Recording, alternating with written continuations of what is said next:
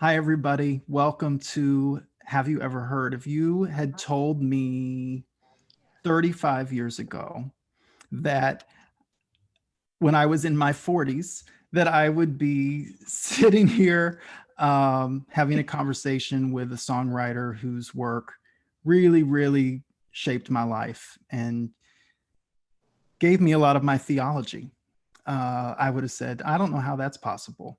But because of technology and COVID and God and all kinds of stuff, here we are. So Here we it's a are.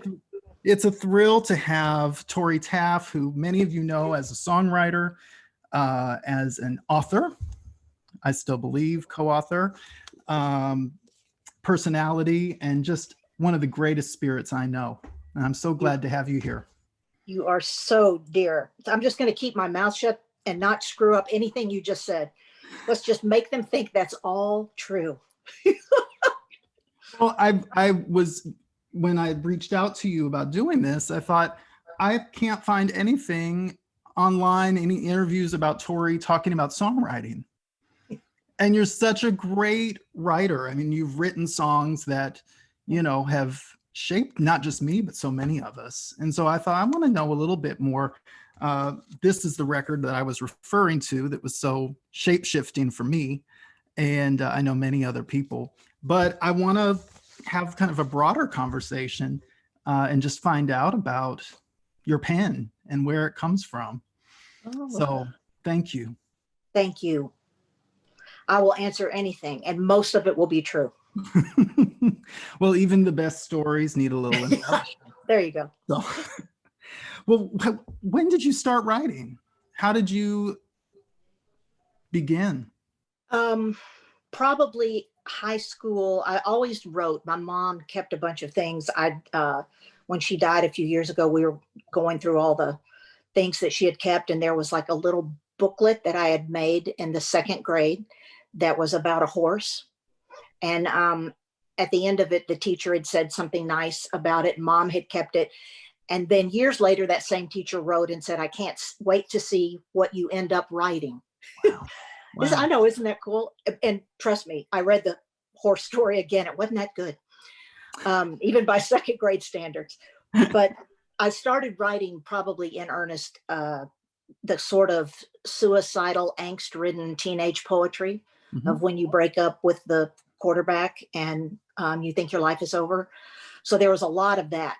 But that's probably the first time I understood what it felt like to take your feelings and try to make them more concise and then try to put them in a form and then sit back afterwards and think, okay, that feels better. That's what I wanted to say. So that was probably the teenage years were Wow.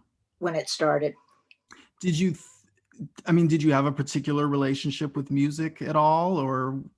My entire family is musical. There are six children in my family, and my father played the oboe, and my mother played the piano. Okay. We did not have your family sing-alongs. It's just I think before they started having kids, they did that. Okay. My oldest sister, we all had to take piano lessons. I sucked at it. Um, It would be I both. have my one of my brothers. I have a brother that plays the flute. I have another brother that plays guitar and keyboard. My my middle brother Joel became an oboe player. He graduated from LSU, where my dad's brother was the dean of music. He went to Yale Wow. and got his doctorate degree and played with the New York Philharmonic. And he was traveled all over. He's now in LA. Okay. He was retired professor from USC. So he was the music guy. Wow.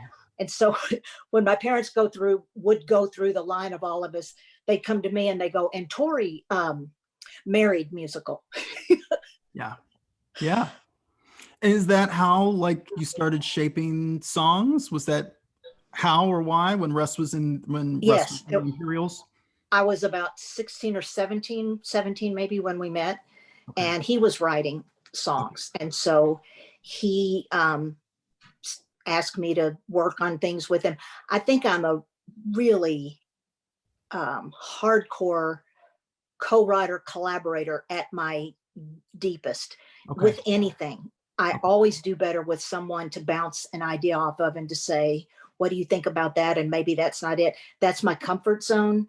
There are a lot of lyrics that I started and would write a complete lyric, and then I'd still go to Russ or a co-writer and tweak it with them because it's just my comfort zone. And with Russ, I started kind of putting lyrics. In fact, the very first song we ever wrote was called Try Again, and it ended up on one of the Imperial albums. Yes. And that was one that we wrote when I was 17. Wow. Yeah. Wow. And your stories on those albums were so unique. Like I think about Be Still, My Soul. I think Whenever I Speak His Name, like the positioning, of the lead singer as the narrator in a sense of this story. Right. Your stories were so unique. That's funny because we didn't have a formula. Mm-hmm. We were literally making it up as we go along. I'm very wordy.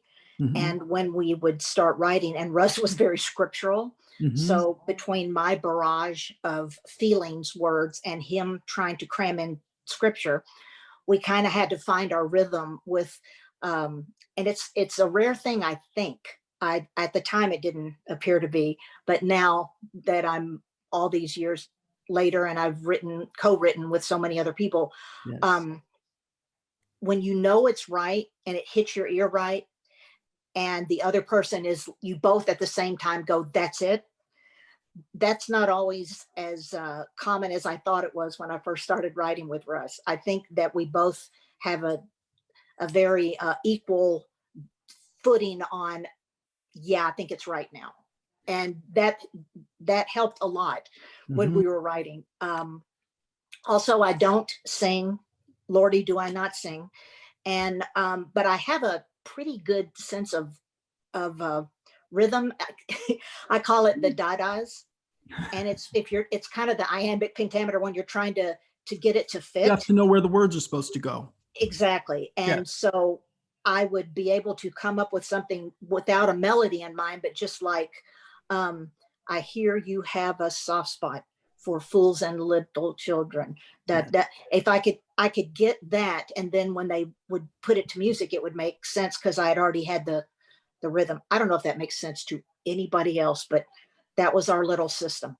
Writing 101. I mean, you got to know the cadence, and how, whether the words are going to match, verse to verse. Of course, now songs only have a verse maybe, but And I didn't, since I wasn't a singer, he had to instruct me as to what words would sing, because something that would be beautiful on the written page would not sound beautiful coming out of your mouth when you're trying to rhyme it and fit it in a. And so that was sort of a education on both of our sides. I think a really good example of wordy, one of our first songs was Eagle Song. Love it. Yes. I love that song as well, but that's a lot of words. A lot of words. And that's one that we kind of figured out how to make that one work, but that's my instinct. Left to myself, it would probably be a lot of that. Well, that's another one of those unconventional, voices, in that you find in your writing in particular. And that was always one of my favorites of the Russ and Tori cuts, because I just think there's no other song like that. It stands so by itself. And that was a real collaboration. Russ had the idea about an eagle flying. We literally were someplace in Arkansas. I think we were on the lake, and he saw an eagle fly, and sort of had that thought. And then my sister Liz had just had her first baby. And so the second verse says, tiny fingers curled round mine, perfectly formed, newborn, the image of two. I was a brand new aunt. Wow. And I had just seen him for the first time. So that was bubbling up in me. Wow. And so together it just started talking about those sort of eternal questions about what is freedom? Where does life come from? And so that was sort of the genesis of it. Well, and when Russ went solo, left the Imperials, and you all started working on a record called Walls of Glass, his first solo project, the voice on that record emerges even because I feel like it's connected to Eagle Song in a sense, probably Yeah, because it's all from your pen. But that freedom story, I mean, I immediately think about I Want to Change yeah, on that record. And it's almost like therapy. There's something about that song that has a lot of self-analysis in it. Um, and I just went, you don't hear songs in Christian music that come from this place. And so that to me is the thread that connects your body of work together. probably. That's very astute of you, because probably that song was born out of therapy. Okay. Because we wore out many a good therapist over the years. And if you the lyric of that song, it's funny, I don't revisit our stuff a lot. Russ never listens to himself at Mhm. home, never listens to old music. Or the only time he ever really listens to himself is when he's working on a project and you listen to it over and over in the Yep.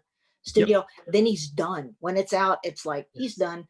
And so I revisited that when uh, ASCAP, this was a huge thing to us. ASCAP awarded both of us their Golden Note Award, which was a tremendous thrill. And I'm not blasé about those things at all, but I'm especially not blasé about that one. And we had to revisit some of our songs because they were asking us what they wanted to, what we wanted to showcase. And when I went as far back as I Want to Change, it's funny in the sense of, if anybody has seen the documentary or read the book, that heart cry was so Yes. obvious then. And on the timeline, I think that was probably when, I don't know where it was, at least the seeds of addiction, of what ended up being a full-blown alcohol addiction, the seeds of that are in that song, because Wow. it's sort of that eternal, I'm not what I want to be, but like Paul said. And that struck me when I was reading it. I Wow. thought, well, there's, if you're gonna, that was a few breadcrumbs that we left along Yes. the way. Yes. Well, and so I'm curious also about in being in the world that you were in at that time, Mhm. and those not being dominant conversations that people were having, especially in 1983, outside of therapy. What were you reading? Like, what were your inspirations other than your lives? Or was that everything? Was that the bulk of it? Was your That was experience what you were pulling from?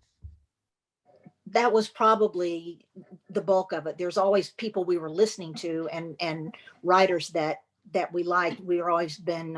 I love. Sorry, I know it's dated, but I can't help it. I'm of that generation. James Taylor's lyrics, Timeless. absolutely timeless. Mill worker. You could write. You could teach a seminar on songwriting on that one lyric. Yes. So there were those influences floating around, but Russ's voice really led a lot of our of our songwriting, which is weird because he can kind of sing anything, but um, fitting something to his voice was, it would sort of take us someplace. If it was a ballad, there's places he would want to stretch out on it. There's places that he would want to be quiet on it. But so that would be kind of musically, and then all the influences would be sort of always floating in there, but the actual content usually came from something that we were experiencing. Okay. Well, in that record, we should say won a Grammy, uh, Walls of Glass, amazing record. And so I also want to set a little bit of context for time period here, because this was a unique time um, in the world, but particularly in Christian music. I mean, I would say when I talk to younger people today about that music, there's not a lot of context for them, because nothing that's happened in the last 25 years really compares to I agree. the synergy that was happening around Christian music in the larger world. It wasn't just contained to the church. So as you all were coming off of winning the Grammy for Walls of Glass, thinking about the second record, what was from your experience, what was happening within Christian music that might influence how you were preparing to make a record? Gosh, there was so much going on. I really agree. I mean, everyone probably has a tendency to pick whatever the golden age is of whatever you do. Yes. You sort of you think it's whatever when you were doing it. That's the golden age. But there was so much going on across the board. Medals was the beginning of, or the timing of Medals was sort of the beginning of when Christian music, CCM music, was being seen as a commodity by the bigger labels. And so when Amy broke through and Michael W. was coming in there, and there was all of a sudden, a lot of record executives in LA and New York were sniffing around because there was money to be made. And so Amy led the way with that. In fact, I think when we toured Medals, I think he opened for Amy for a whole leg of that tour. But there was also the Steve Taylors and the Charlie Peacocks coming up. And then there was a lot of pop music sound coming up. A lot of female artists, pop sounding female artists, as well as male, but it seems like more female then. So there was a lot. It sort of felt like we were without boundaries, kind of. When you start writing and when you start recording in the Christian world, we're sort of a subculture of a subculture, of a redheaded stepchild of a subculture. So when the music is being pulled up into a little bit more of the mainstream, the main thing Russ was really interested in and thinking about when we were moving on to that record from Walls is he was very keyed into certain sounds that were coming out of LA. There's a masterful, amazing engineer when Bill Schnee was the producer for Walls of Glass, and his head engineer was a man named Jack Joseph Puig, who's gone on to Google him. He's gone on to great and wonderful things. But when it came time for the second solo record, Russ wanted Jack Joseph to produce, and he sort of co-produced with him. Jack Joseph is a collaborator as well, but he also has a very clear vision, and he was tuned into the absolute newest sounds and sonic revelations coming out of pop music. And so he was getting sounds that we hadn't heard before in Christian music. And we were using the people who played on that record. We had guys from Toto, Abraham Laboriel, my two favorite singers, background singers from James Taylor, the Arnold McCuller and David Lasley, who I adored. They sang backup on it. So it was, Jack brought all that in. And so it was, and Robbie Buchanan, that keyboard sound that you ended up hearing for the entire rest of the 80s. 90%. Now you hear the keyboard and it's like, oh God, it's the 80s. But 90% of that was probably Robbie Buchanan. Wow. He played on everything. So it was a freeing experience for Russ and myself as writers, because Schnee, we were intimidated. It was his first solo album. And so by the time we were going into the second one, it felt more like we got a handle on a little more sure of ourselves, a little more sure-footed. And so that's kind of how we headed into it. Well, and message-wise, I mean, the one thing that in reading some of the old interviews, Russ talked about, and it's interesting because people really talk about that era And I think retrospectively, there's a lot of rewriting that's gone on. And so people see it as like the big compromise period, and people were selling out and not wanting to say Jesus and, you know, God or your girlfriend. Yeah. And then you listen to this album today and I go, it is one of the most evangelistic records you're ever going to hear. And so you all talked about the importance of messaging in these songs, that you didn't want to, you wanted to make music that felt good, but you also wanted to put forward a particular message about faith and, you know, compromise and militant, I think was the word that you used. It's so funny to think of that now, but yes, I agree. But I think that the universal, now we hear that and we're a little bit frightened by that. Exactly. Idea. Has a different connotation. But in the context of this record, really it is about self-determination more than anything else, which I think is another overarching theme in the Russ and Tori catalog. And so I want to talk a little bit about, as you were writing, because this process was a little different. You and Russ wrote the bulk of the material on the prior record kind of as an isolated unit.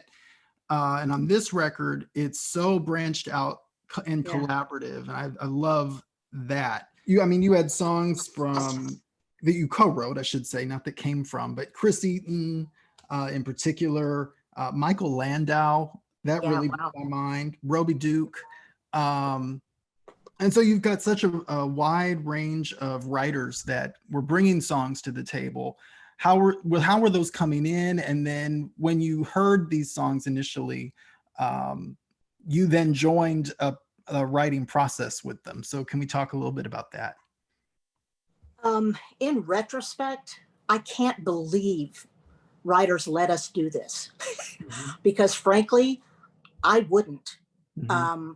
These were the songs that you're referring to and the writers you're referring to. Most of those, it was not we're all in the same room working on a song thing. It was, these were existing songs that they were sending to our producer, and we would be going through, and there would be things that we loved, but because of where we had just talked about things were in the industry, we were trying to balance something that we used to call it God or your girlfriend songs. So you could be talking about God, you'd be talking about your girlfriend. So because there were a lot of people and music crossing over, we used to call it. Yep. We were getting a lot of songs that with an ear towards crossing over.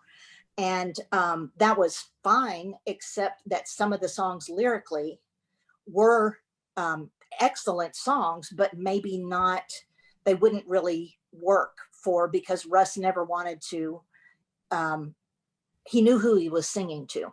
Yes. So he didn't want it to become unrecognizable. And so these more than A-list writers graciously, and with the hubris of youth, we apparently asked if we could do this.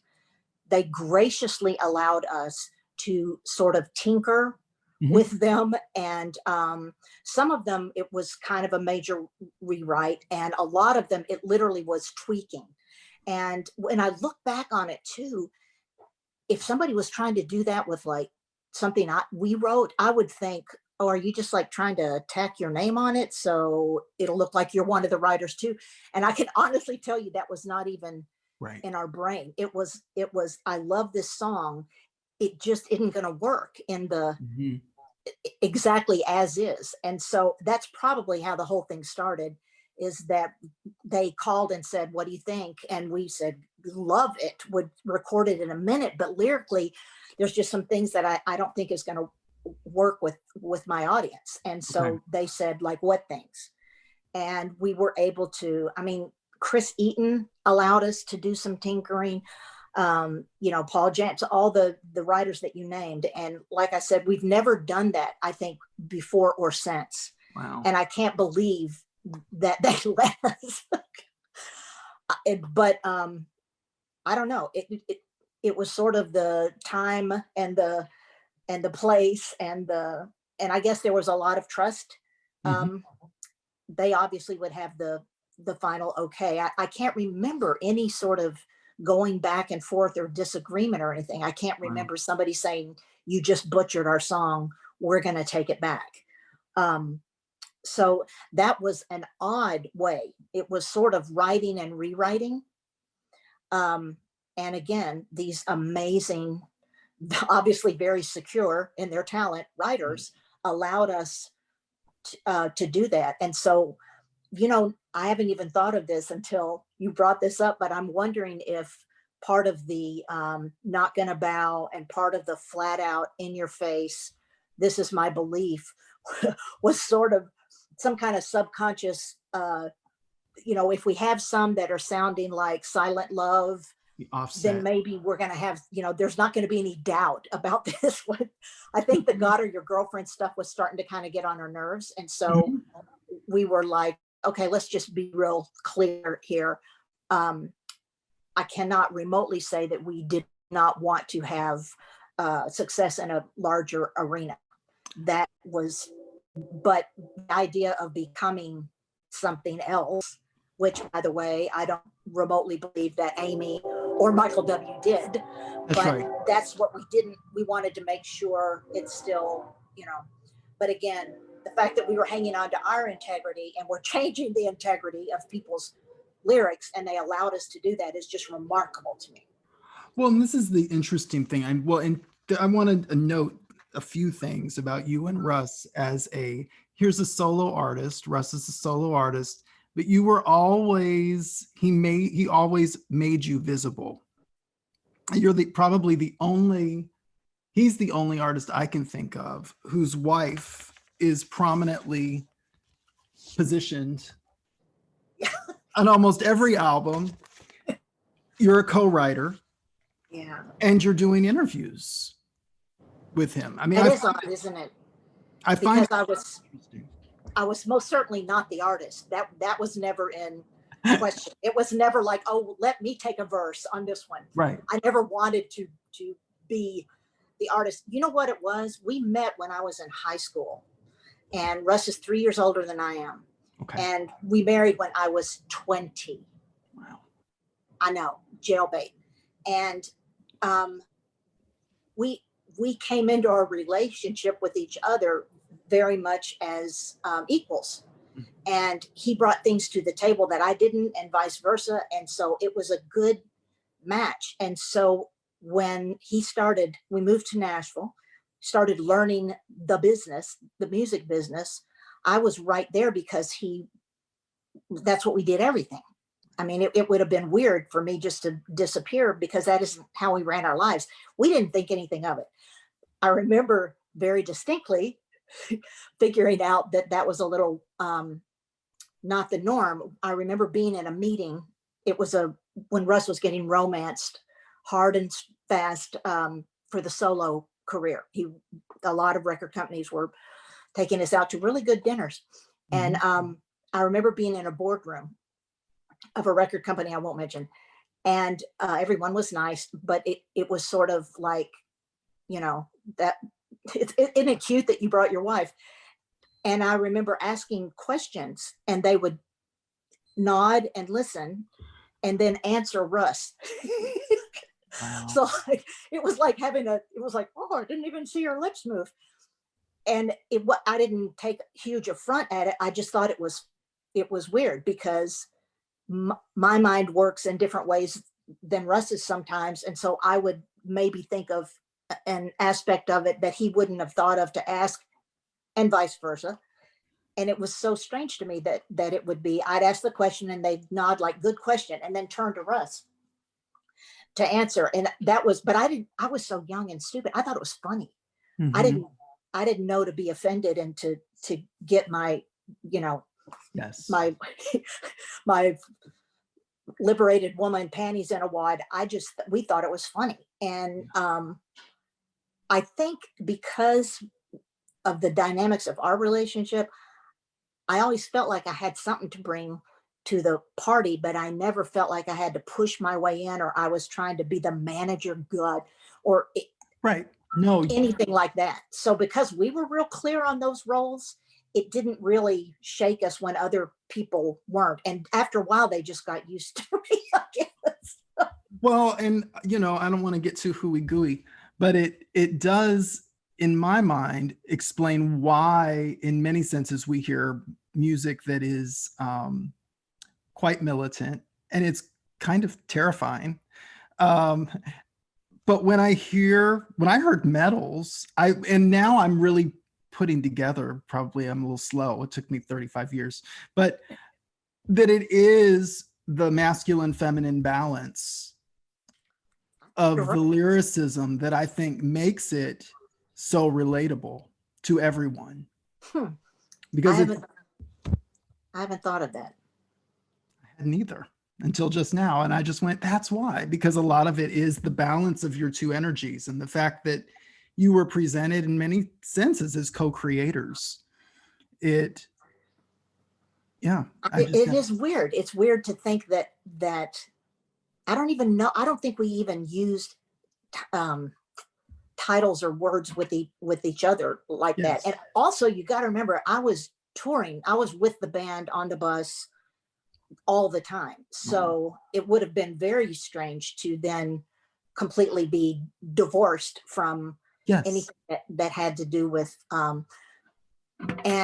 and again, it wasn't because I was the lyric queen or a marketing genius or the business whiz at all. It was just, we were both learning this as we went.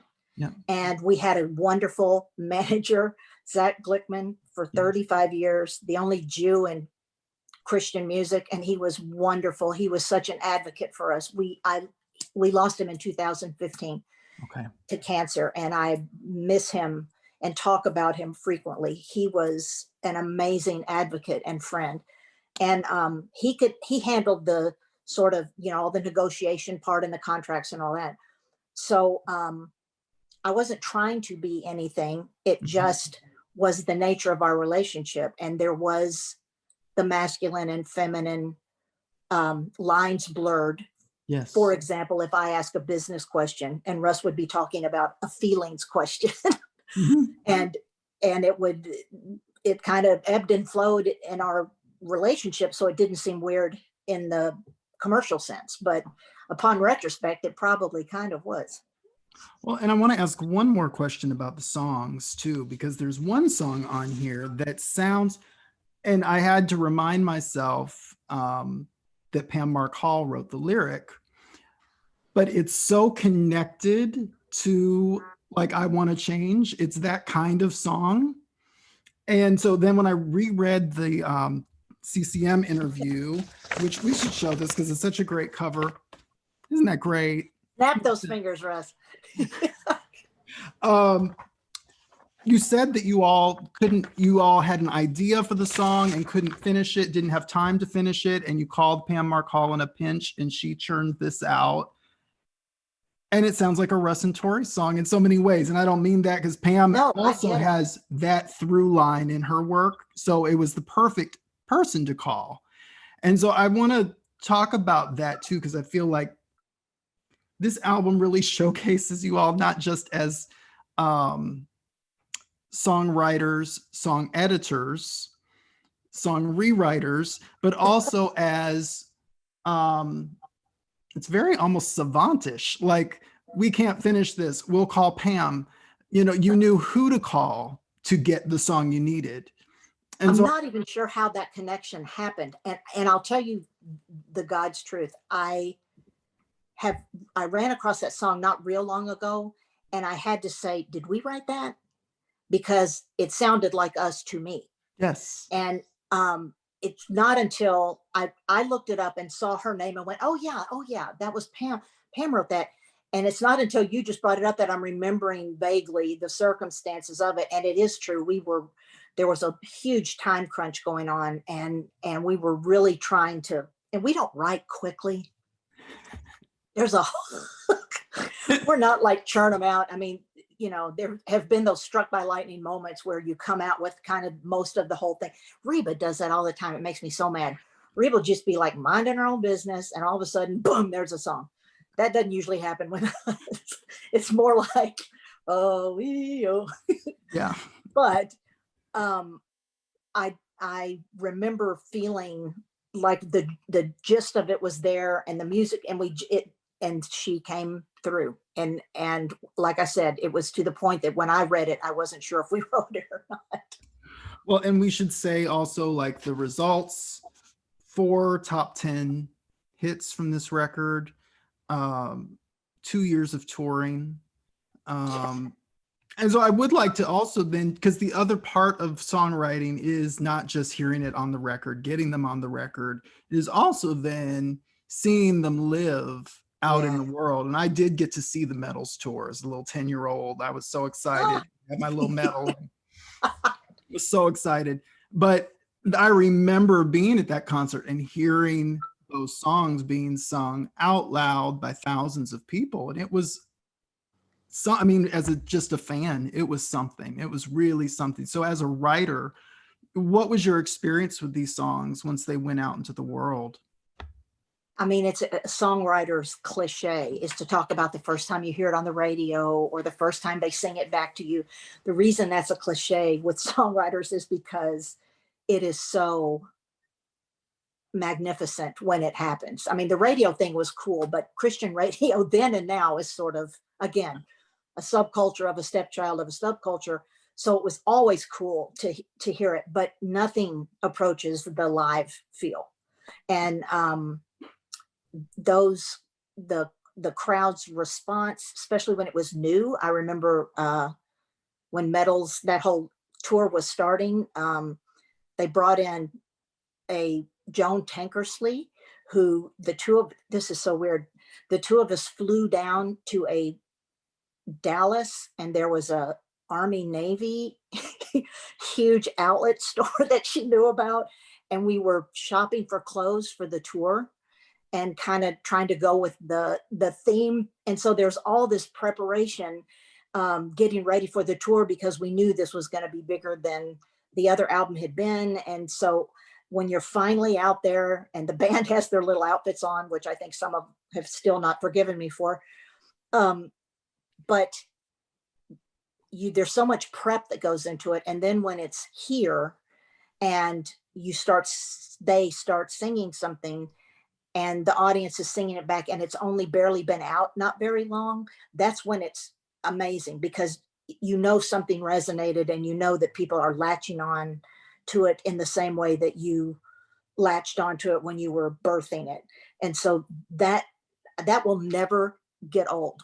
We have sung, and by this time I do mean we, because as an audience member, a professional audience member, we have sung We Will Stand a quadrillion times, and it still has that moment where the music drops out and you hear those voices, and it's sort of like kumbaya, touchy feely, but it also is just this sort of feeling of something that it's like having a kid, something that you've done is sort of immortal. Not in a grandiose way, but in a way that there's songs in my life that I quote lyrics from still. Bill and Gloria Gaither, two of my favorite people in the world and writers, and to this day they will be sitting at lunch with you somewhere and talk about, oh, that song, not one of theirs usually, but that song of that so and so, and they'll start quoting lyrics and Bill will tear up. Yeah. They move him to this day, and I have songs that do that. So to feel like you did something that means that to somebody else is just like, how do you not love that? And how are you not humbled and just, it's miraculous to me. Well, and I know that there was a European leg of this tour. I feel like I have to mention, because you did that with Andre Crouch, if I'm not mistaken. There was Yes, we toured Europe with Andre twice. Wow.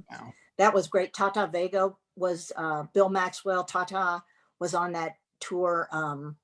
I remember one of they love a good choir over in those Scandinavian countries. Yes. I also will mention that a whole lot of of Andre's band members came back with Swedish wives. Wow. Yeah, but there was I remember doing a huge thing, arena, and it had a huge choir behind it because they love a good choir. And every time an artist comes, if they have something that lends itself towards choir, honey, they got it ready. And it was actually, they put flooring over an ice rink. It was like a giant hockey arena or something. Wow. So I remember like the drummer losing the feeling in his legs about midway through the concert.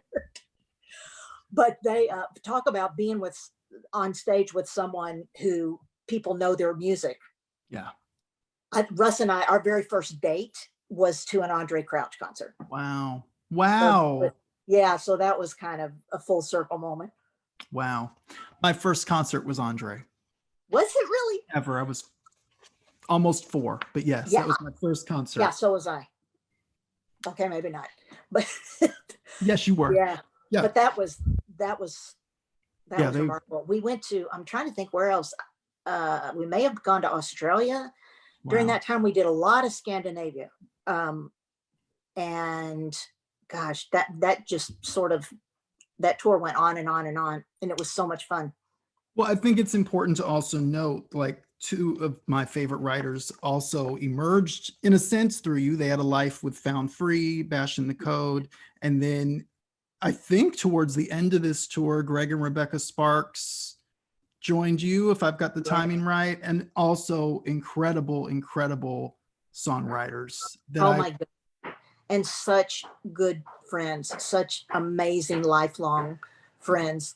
One of the things I remember when Greg and Becca first came on, they had invited us to go on some of those Found Free cruises, those Yes. 80s cruises. There were like Leslie Phillips at the time, now Sam Phillips. There was always just this gaggle of Randy Stonehill and Phil Kagi and so many.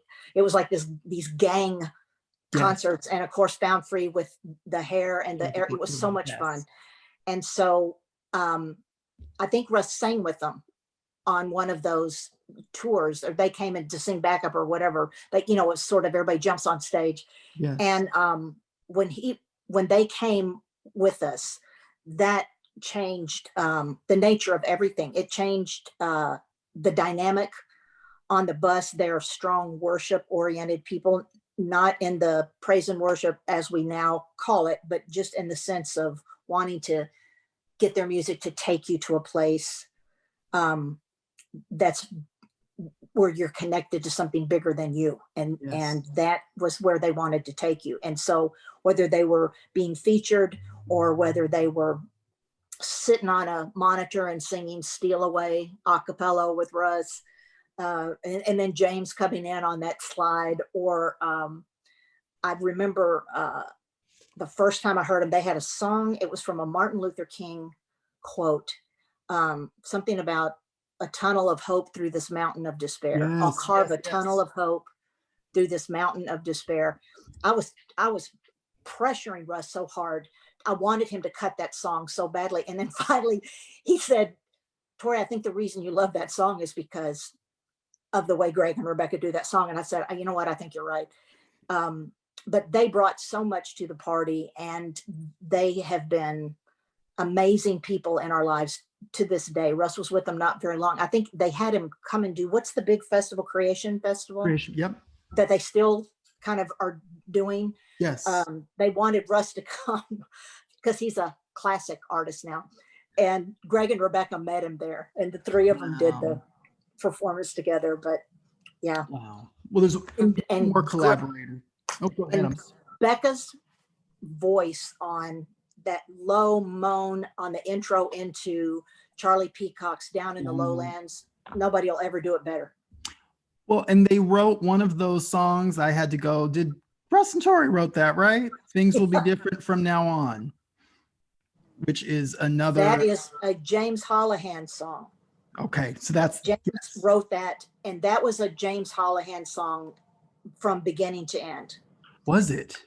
It was. And James is an amazing writer. I mean, he's such a cool player that you sort of think of him as the guitar god. But we called him Dr. J.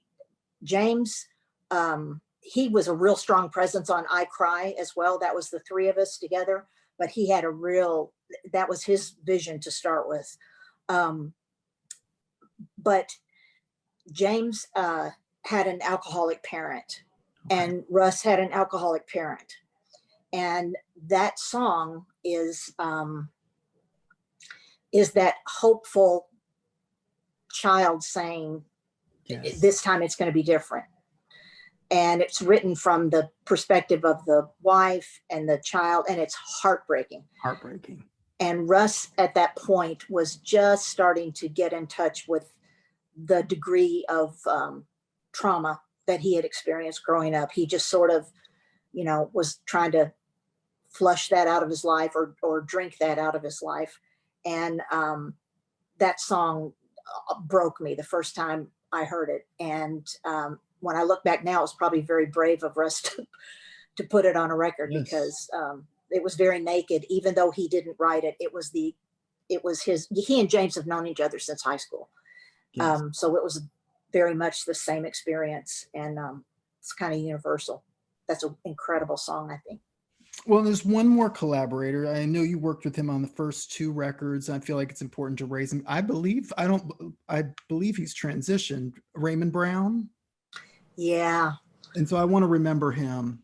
Raymond was one of my favorite people. He had a wicked sense of humor, and Raymond approached he loved God with everything in him, and he was a perpetual outsider.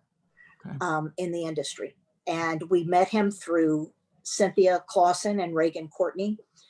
We ended up buying their house, which was about 4 blocks over from Raymond. But when they lived in our house, they had a woman who was their nanny, and her name was Bonzetta.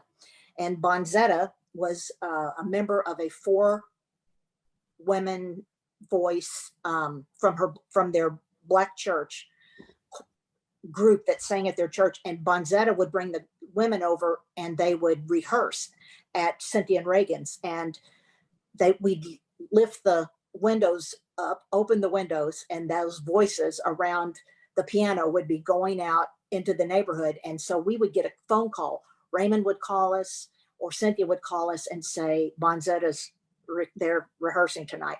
So we'd show up, we just kind of wander in and sit down. And before the evening was over, they'd all be around the piano. So my first introduction to Raymond was watching him sit at the piano and banging out those songs, and those women just wailing. Wow. And he toured with us for a while. He sang backup off and on. Yeah, sort of a fill-in guy, but he was a pleasure. And it was a sad death, and he's someone I think of often. He was an amazing writer and human being. Wow. Well, I'm interviewing this season also Bob Bailey. Yeah. His I'm Walking record, and Bob and Raymond collaborated quite a bit through the years as well. So thank you for that. Well, and we've given everybody a lot of seedlings. And so I want to point people to Russ and Tori's book. I still believe it's an incredible story of recovery, self-awareness, self-knowledge, self-possession, ultimately. And if you're struggling with anything, there's some great knowledge in this book that I know will help you. So I hope you'll pick it up. There's also an accompanying documentary, and it's on Amazon Prime. It's everywhere you stream video. So you should watch their story. And we've talked about some of the songs you'll hear in the documentary. Well, I thank you, Tori, for sharing this hour with me. I'm so grateful. I hope it was as good for you as it was for me. Oh, Russ and I are just crazy about you. I love you. I mean, granted, it came from Reba. If Reba loves you, we kind of have to. But that was before I got to know you at all. And I respect you and appreciate who you are so much. And thank you for doing this. Well, we just want to keep the music alive. And if you haven't heard any of these wonderful songs, just go to Spotify. You can look up Russ Taff. You can look up First Call, and you'll hear a Tori Taff song. You can go to Gaither Vocal Band. You're going to hear a Tori Taff song. just go to Discogs and look around. What has she written on? Because your pen has, again, just touched so many of our lives. And so we're thankful. Thank you, Tim.